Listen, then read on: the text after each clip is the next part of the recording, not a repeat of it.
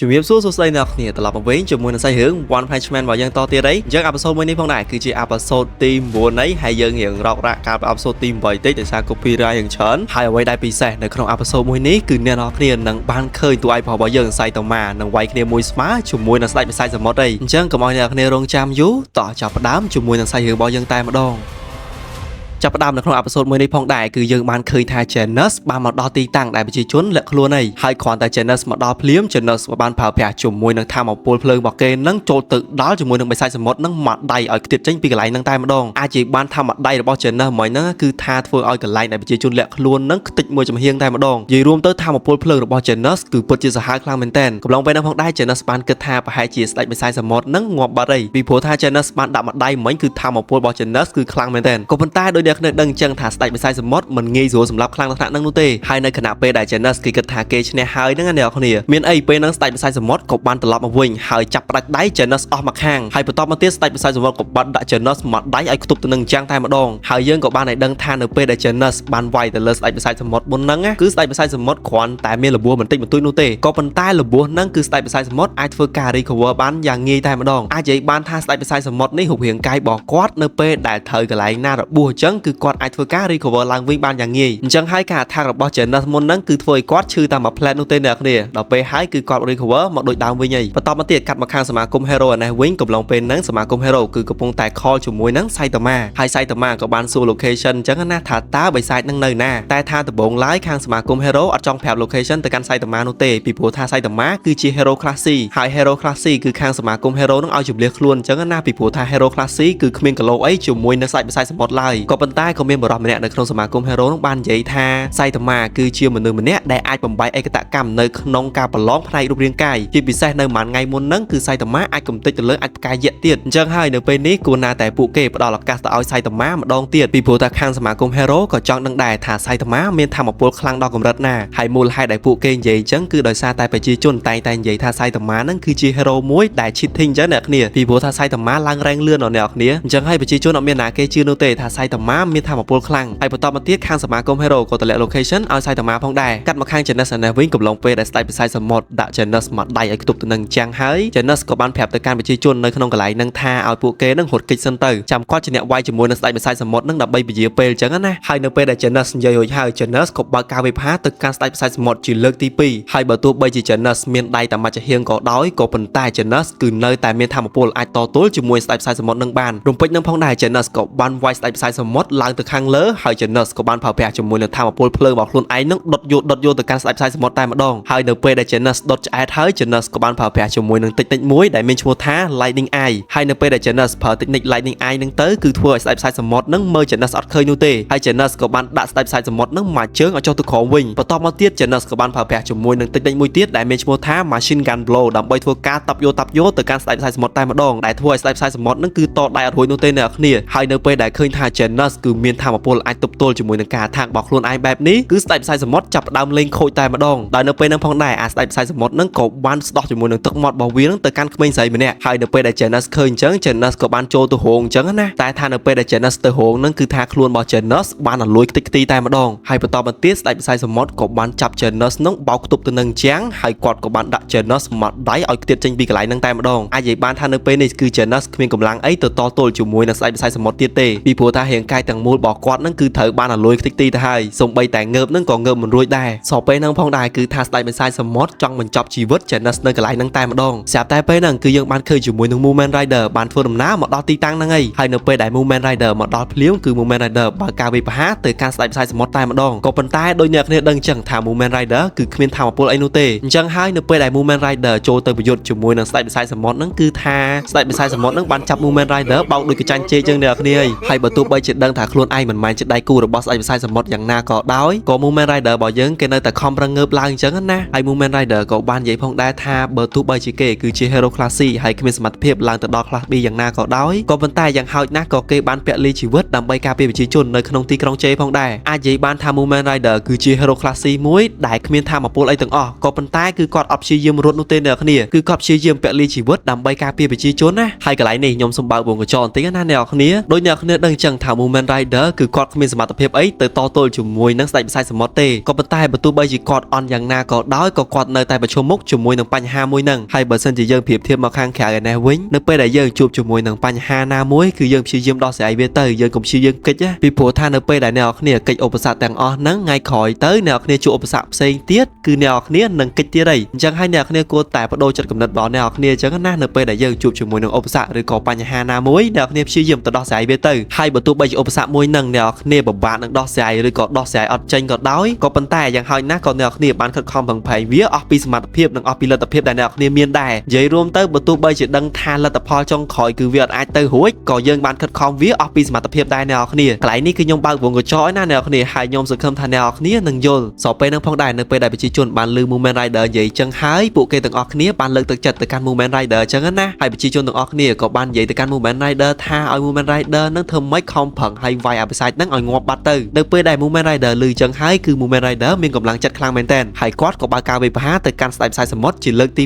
2ក៏ប៉ុន្តែនៅពេលដែលវាយលើកហ្នឹងគឺថាស្ដេចបិសាចសមុទ្របានដាក់គាត់ឲ្យប៉ើងទៀតហើយអ្នកគ្នាពីព្រោះថាគាត់គឺគ្មានគីឡូអីជាមួយនឹងស្ដេចបិសាចសមុទ្រឡើយក៏ប៉ុន្តែកំឡុងពេលហ្នឹងគឺយើងបានឃើញជាមួយនឹងសៃតាម៉ាបានមកដល់ទីតាំងហ្នឹងហើយអ្នកគ្នាហើយសៃតាម៉ាក៏បានសរសើរទៅកាន់ Mumen Rider ថា Mumen Rider ហ្នឹងគឺពិតជាវាយបានល្អខ្លាំងមែនទែនរំពេចហ្នឹងផងដែរនៅពេលដែលស្ដេចបិសាចសមុទ្របានឃើញសៃតាម៉ាភ្លាមគឺស្ដេចបិសាចសមុទ្របានប្រើប្រាស់ជាមួយនឹងល្បឿនរបស់ខ្លួនឯងហ្នឹងចូលទៅពីក្រោយសៃតាម៉ាហើយដាក់សៃតាម៉ាមកដៃចំក្បាលតែម្ដងក៏ប៉ុន្តែគឺថាក្បាលរបស់សៃតាម៉ាហ្នឹងអត់មានរបួសអីទេអ្នកគ្នាសូម្បីតែឈាមបន្តិចហ្នឹងក៏អត់មានដែរហើយនៅពេលដែលសៃតាម៉ាឃើញអញ្ចឹងសៃតាម៉ាក៏បានសួរទៅកាន់ស្ដេចបិសាចសមុទ្រថាតើស្ដេចបិសាចសមុទ្រហ្នឹងវាយអស់ខ្លាំងហើយមែនពីព្រោះថាវាយមុនហ្នឹងគឺគាត់អត់មានឈឺសូម្បីតែបន្តិចនោះទេលក្ខណៈថាសៃតាម៉ារបស់យើងគេនិយាយឌឺអញ្ចឹងណាពីព្រោះថាម្ដាយមិញហ្នឹងគឺសៃតាម៉ាអត់មានឈឺសូម្បីតែបន្តិចណាអ្នកគ្នាហើយនៅពេលដែលស្ដេចបិសាចសមុទ្រឮសៃតាម៉ានិយាយអញ្ចឹងគឺធ្វើឲ្យគេខឹងខ្លាំងមែនទែនរំពេចនឹងផងដែរស្ដេចបិសាចសមុទ្របំរុងនឹងដាក់សៃតាម៉ាមួយដៃទៀតអញ្ចឹងណាក៏ប៉ុន្តែក៏ត្រូវបានសៃតាម៉ាហ្នឹងដាក់វិញមួយដៃឲ្យធ្លុះខ្លួនតែម្ដងនិយាយរួមទៅមួយដៃរបស់សៃតាម៉ាហ្នឹងគឺធ្វើឲ្យស្ដេចបិសាចសមុទ្រស្លាប់ភ្លាមៗនៅកន្លែងកើតហេតុហ្មងណាអ្នកគ្នាអាចនិយាយបានថាមួយដៃនេះគឺសៃតាម៉ាប្រើប្រាស់ថាកម្លាំង1%នោះទេអ្នកគ្នាដែលធ្វើឲ្យស្ដេចបិសាចសមុទ្រហ្នឹងគឺធ្លុះខ្លួនតែម្ដងហើយប្រជាជននៅទីហ្នឹងនាំគ្នាកាំងតែម្ដងពីព្រោះថាសៃតាម៉ាគឺជា hero class C នោះទ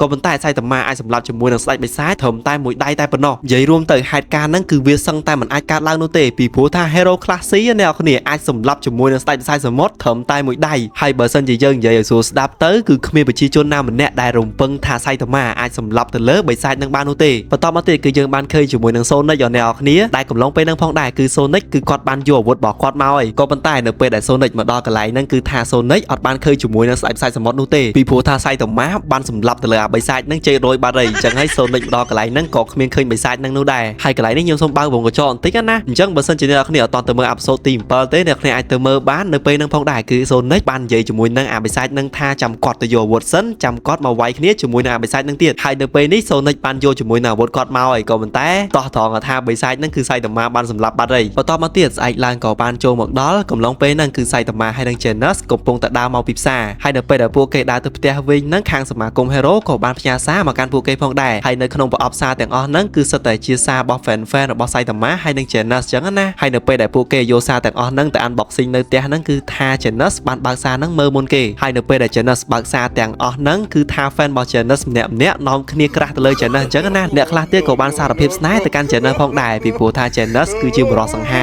ហើយចំណែកឯសៃតាម៉ារបស់យើងវិញគឺថាបើកសារបដាបែកញើសបដាតែម្ដងដោយដំបូងឡើយសៃតាម៉ាគិតថាផែជាគេនឹងមាន fan មានអីដែរចឹងណាក៏ប៉ុន្តែនៅពេលដែលសៃតាម៉ាបើកសារហ្នឹងមកគឺពិតជាល្អខ្លាំងមែនតើអ្នកគ្នាគឺ fan របស់គាត់បានធ្វើការ deal គាត់តែម្ដងដោយពួកហ្នឹងបាននិយាយថាសៃតាម៉ាគឺជា hero ម្នាក់ដែលលេងខូចចឹងណាហើយមូលហេតុដែលពួកប្រជាជនទាំងអស់ហ្នឹងនិយាយបែបហ្នឹងទៅកាន់សៃតាម៉ាពីព្រោះថាអញ្ចឹងអ្នកគ្នាបើសិនជាយើងកលេចទៅកាន់ហេតុការណ៍ដែលសៃតាម៉ាបានសម្លាប់ទៅលើស្ដេចបិសាចសមុទ្រហ្នឹងហើយកំឡុងពេលដែលសៃតាម៉ាបានសម្លាប់ទៅលើស្ដេចបិសាចសមុទ្រហ្នឹងហើយគឺប្រជាជននៅទីហ្នឹងនាំគ្នាអបអរសាទរហើយអ្នកខ្លះទៀតក៏បានសរសើរថាសៃតាម៉ាគឺជា hero ម្នាក់ដែលមានថាមពលសាហាវមែនទែនស្រាប់តែពេលហ្នឹងក៏មានអត្តនោម្នាក់បានចេញមកដល់និយាយថាសៃតាម៉ាហ្នឹងគឺគ្មានតែខ្លាំងអីនោះទេដោយសៃតាម៉ាគឺជា hero ម្នាក់ដែលមកស៊ីពេគេតែប៉ុណ្ណោះពីព្រោះថាបិសាចមួយហ្នឹងគឺត្រូវបាន hero ផ្សេងទៀតគឺវាយវាឲ្យចុះថាមពលអស់បាត់ទៅហើយនិយាយស្រួលស្ដាប់ទៅមានន័យថាបិសាចមួយហ្នឹងគឺត្រូវបាន hero ផ្សេងទៀតវាយឲ្យវាហ្នឹងខ្សោយហើយអញ្ចឹងហើយនៅពេលដែលសៃតាម៉ាមកដល់សៃតាម៉ាដាក់វាតាមម្ដាយចឹងទៅគឺធ្វើឲ្យវានឹងស្លាប់តែម្ដងហើយសៃតាម៉ាគឺជា hero ម្នាក់ដែលមកស៊ីពេគេនឹងឯងហើយដំបូងឡើយប្រជាជននៅក្នុងទីក្រុងជេមួយហ្នឹងគឺនាំគ្នាខឹងទៅលើអាប៉ែកហ្នឹងខ្លាំងមែនទែនពីព្រោះថាសៃតាម៉ាខំមកជួយពួកគេហើយក៏ប៉ុន្តែអាប៉ែកហ្នឹងបែរទៅជានិយាយមើងងាយសៃតាម៉ាទៅវិញក៏ប៉ុន្តែអសរពេលហ្នឹងផងដែរសៃតាម៉ាក៏បានចាក់បដ ដោយទៅតាមអត្តនោមួយនឹងតែម្ដងដោយសៃតាម៉ាក៏បាននិយាយថាត្រូវហើយគាត់គឺជា hero ម្នាក់ដែលស៊ីពេតែប៉ុណ្ណោះពីព្រោះថា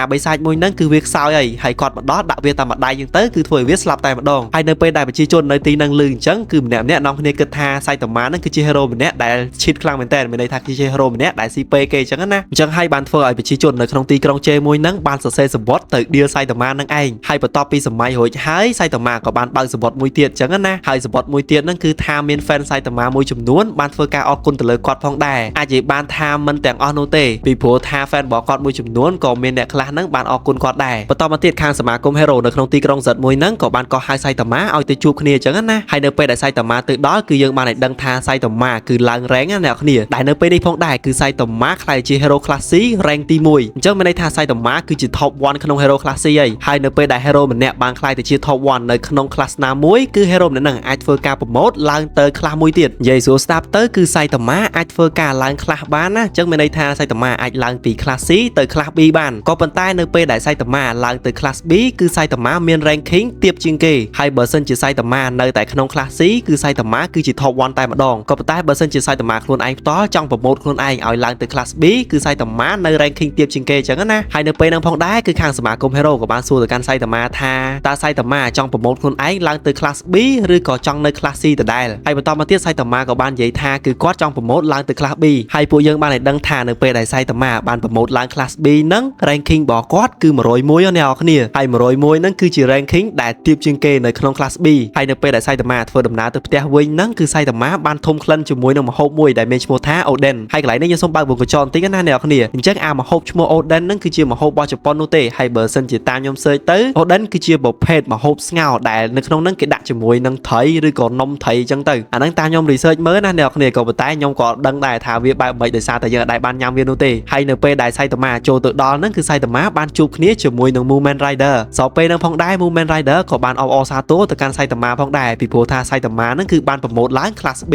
ហើយបន្ទាប់មកទៀត Movement Rider ក៏បានភេសៃតាម៉ាញ៉ាំ Oden 2នាក់តែម្ដងហើយនៅខាងចុងនៃសាច់រឿងរបស់យើងនៅក្នុង episode មួយនេះគឺយើងបានឃើញជាមួយនឹងលោកយាយម្នាក់ដែលមានឈ្មោះថា Madame Shibabawa ដែលគាត់គឺជាគ្រូទស្សន៍ទាយម្នាក់ហើយកំឡុងពេលហ្នឹងផងដែរគឺគាត់បានទស្សន៍ទាយថាភពផែនដីទាំងមូលហ្នឹងគឺអាចជួបជាមួយនឹងមហន្តរាយហើយអ្វីដែលពិសេសនោះគឺថាពិភពលោករបស់យើងទាំងមូលហ្នឹងអាចនឹងឈានទៅដល់ការរលត់សាបសូន្យតែម្ដងហើយយើងអត់ដឹងនោះទេថាហេតុអីបានជាគាត់ទស្សន៍ទាយបែបហ្នឹងហើយបន្ទាប់ពីគាត់បានទស្សន៍ទាយរួចហើយ Madame Shibabawa គាត់ក៏បានស្លាប់ទៅមកដល់ចំណុចនេះហើយ episode ទី9នៃសាច់រឿង One Punch Man របស់យើងគឺមានតែប៉ុណ្្នឹងនោះទេអ្នកនរគ្នាខ្ញុំសង្ឃឹមថាវីដេអូមួយនេះគឺខ្ញុំអត់ផុសពី3ដងដោយ episode 8ណាអ្នកនរគ្នាដោយសារតែអានោះផុសឡើងពី3ដងពីព្រោះថាចប់ copyright មកចប់ហ្មងអ្នកនរគ្នាចប់នោះជាប់ហ្មងដែលធ្វើឲ្យខ្ញុំឡើងងាងអីចង់និយាយថាផុសហើយជាប់ផុសហើយជាប់ហ្មងដល់ពេលអញ្ចឹងទៅយូរទៅឡើងចង់ហ៊ានដាក់ action កន្លែងវាយគ្នាអ្នកនរគ្នាចង់ដាក់ទៅរូបសុទ្ធហ្មងពីព្រោះថានៅពេលដែលយើងដាក់រូបទៅវាអត់សូវចប់ copyright ហើយអធិស្ឋានខ្លាំងមែនតើអ្នកនរគ្នាបើសិនជាវីដេអូមួយនេះមានរូបច្រើនណាពីព្រោះថាខ្ញុំខ្លាចចប់ copyright អញ្ចឹងឯងដាក់រូបរៀងច្រើនតិចហើយអ្នកចូលមកក្រោយកុំភ្លេចជួយ like subscribe ហើយបើកណ្ដឹងម្នាក់មួយផងដើម្បីខ្ញុំផុសទៅអ្នកនរគ្នាឃើញភ្លាមអញ្ចឹងណាអូខេអ្នកនរគ្នាដូចជាមានតែប៉ុណ្្នឹងនោះទេមកដល់ចំណុចនេះហើយខ្ញុំបាទ Finame សូមអរគុណនិងសូមជម្រាបលាអ្នកនរគ្នាបាយបាយ